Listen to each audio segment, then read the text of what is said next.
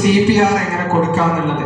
So എന്താ വെച്ചാൽ നമ്മൾ അറിഞ്ഞാലും ചിലപ്പോൾ ഒരു ധൈര്യക്കുറവുണ്ട്, ഒരു ആത്മധൈര്യക്കുറവുണ്ടാവും അതെങ്ങനെ ചെയ്യാൻ പറ്റും. കാരണം നമ്മൾ കൊടുക്കുന്ന സമയത്ത് ആൾക്കാരെ നമുക്കൊരു ജീവനുള്ള ഹ്യൂമൻ ബീങ് ആയിരുന്നു, യാദർശികമായി ഒരു ഘട്ടത്തിൽ അദ്ദേഹത്തിന് ഇങ്ങനെ സംഭവിച്ചാണ്. സോ അത്തരത്തിൽ എങ്ങനെ പ്രോപ്പർ രീതിയിൽ നമുക്ക് കൊടുക്കാന്നുള്ള പല ആൾക്കാർ അറിയില്ല.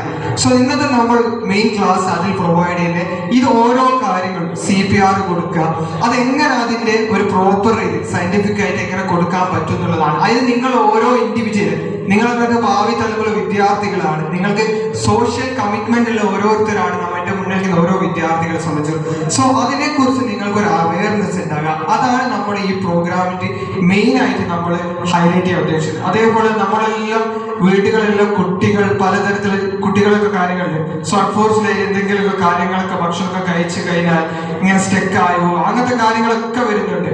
സോ ഒരു ലൈഫ് സപ്പോർട്ടായിട്ട് നമ്മൾക്ക് എന്തൊക്കെ ചെയ്തു കൊടുക്കാന്നുള്ള ഒരു സ്പെസിഫിക് ആയിട്ടുള്ള ഒരു സെക്ഷനാണ്.